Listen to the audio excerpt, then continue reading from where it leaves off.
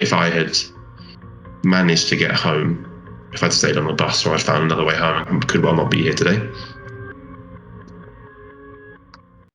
One of my friends was saying that it was a really nice evening and we should go out and see some people.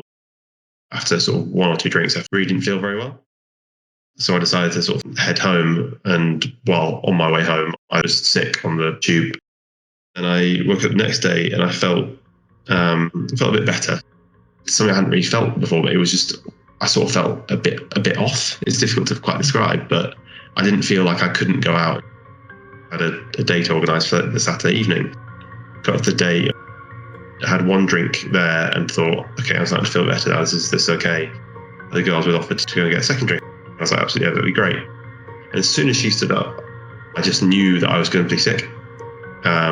So I sort of ran to the toilet in the bar we were in and was sort of really violently sick. The worst headache I've ever had in my life. It's really hard to even describe it. It's just like my head was splitting open.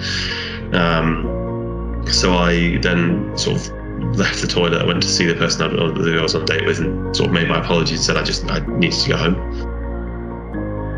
I remember getting on a bus and being on there for one stop, just a few hundred meters, and suddenly being like, I had to get off, I was going to be sick again. It was right outside the tube station. I was thinking, if I can get a tube or I can get a bus, I can get home. It's just always all I wanted to do. But I just knew I couldn't do it.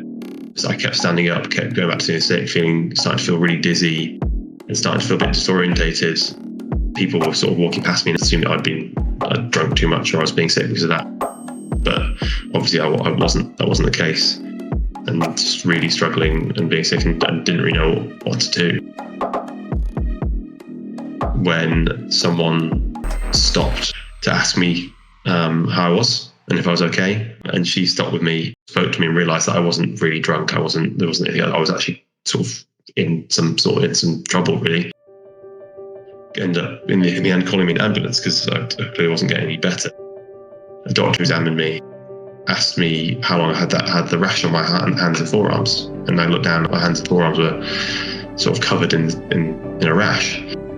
That it came on sort of so quickly that even I hadn't noticed it. The doctor told me I had meningitis. It got me quickly to getting treatment and getting antibiotics. I was one of the lucky ones that I got very, very quick treatment, responded very well to it. I had 6 to 9 months of sort of fatigue and migraines and things post that, but since then I've fully recovered, and there are so many people who are not as lucky as I am in that sense, and that's something I always remember. So I think definitely the moral of my story and one experience that I've found is just not to assume a hangover or potentially might be COVID. It's always best to double check, speaking to 111 and going through them in terms of how you're feeling, and they might recommend what it is. Because even if it is COVID, it's always best to know. It's so important to know that in that situation you're not bothering someone when you're in need and when you're worried. It's not. That's what those systems and things are there for, is to help you. I think it's the worst case scenario is making assumption, not telling anyone, not bothering anyone with it, which is what I was trying to do, and you could end up being in a very serious situation. I went from sort of feeling fairly okay, not 100% while I was on the date, to within a couple of hours being in hospital with the rash and still feeling awful. It just, it came on very, very, very suddenly.